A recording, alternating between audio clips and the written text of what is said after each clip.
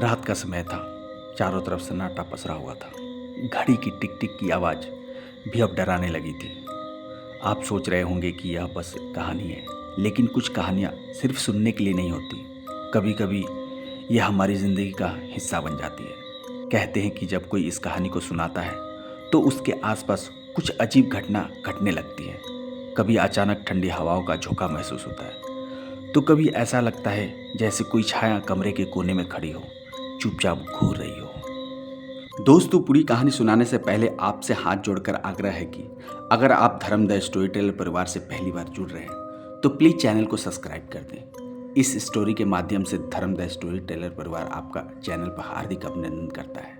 नमस्कार, आदाब, सत श्री अकाल। स्वागत है आपका अपना चैनल धर्म द स्टोरी टेलर। उम्मीद है आप सभी अच्छे होंगे, आपकी फैमिली अच्छी होगी। आप अपना और अपनों का ख्याल रखें। गाँव बड़गांव हरियाली और शांति के लिए जाना जाता था। दिन में यह गांव किसी परियों की कहानी जैसा लगता था, लेकिन रात के अंधेरे में यहाँ का माहौल बदल जाता था।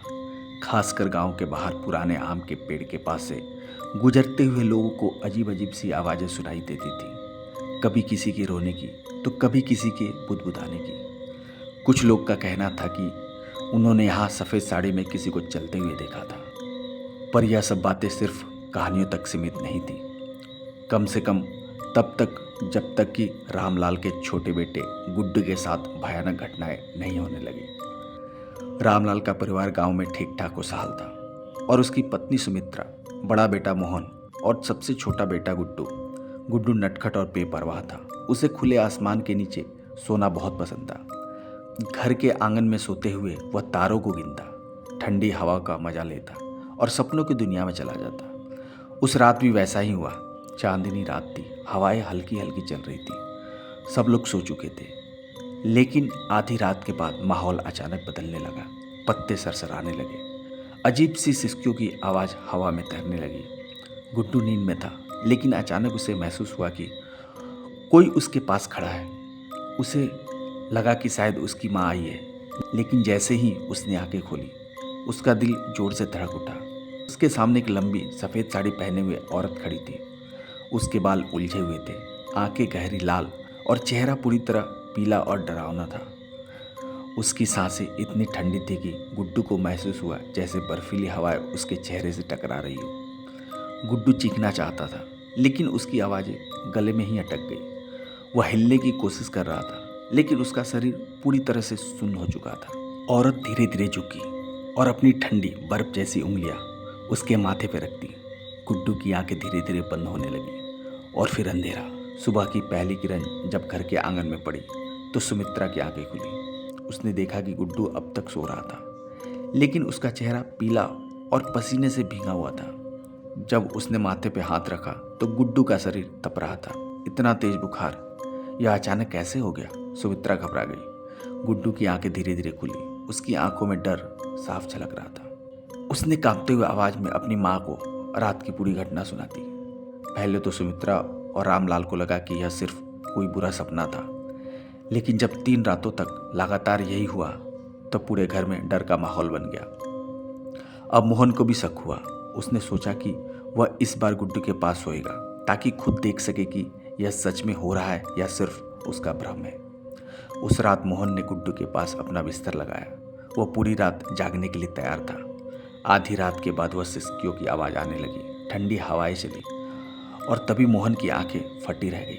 वह चुड़ैल सच में आंगन में आ चुकी थी। उसका शरीर हवा में तैर रहा था। उसके पैर जमीन से कुछ इंच ऊपर थे और उसकी लाल आंखें सीधे गुड्डू पर टिकी हुई थी। मोहन ने हिम्मत करके अपनी माँ को आवाज़ लगानी चाहिए, लेकिन जैसे ही उसने मुंह खोला उसकी आवाज़ें पूरी तरह बंद हो गई। चुड़ैल ने धीरे से गुड्डू के सिर पर हाथ रखा और अगले ही पल गुड्डू बेहोश हो गया। मोहन कांपने लगा। जैसे ही उसने पीछे हटने की कोशिश की, चुड़ैल ने अपनी गर्दन घुमाई और उसकी तरफ देखा। तू कुछ देख रहा है? उसकी आवाज़ें गहरी और डरावनी थी। मोहन की हड्डियों में जैसे बर्फ जम गई। वह पूरी ताकत लगाकर भागा और माँ बाप को जगाया। सुबह होते ही रामलाल, सुमित्रा और मोहन गांव के तांत्रिक बाबा रघुनाथ के पास पहुंचे।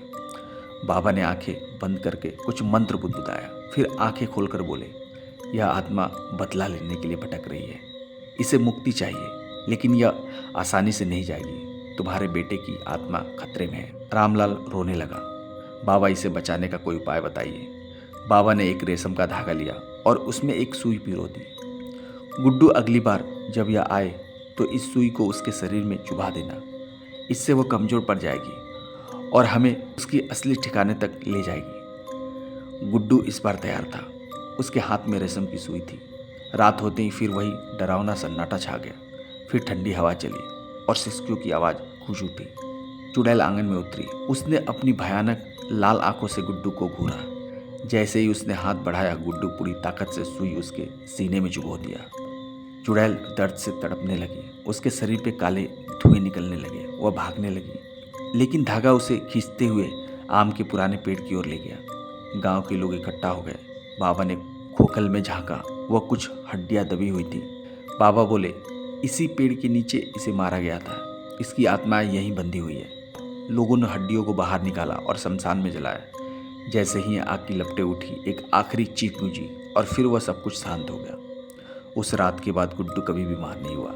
गांव में फिर कभी कोई डरावनी घटना नहीं हुई। आम का पेड़ अब भूतिया नहीं बल्कि एक सामान्य पेड़ बन गया।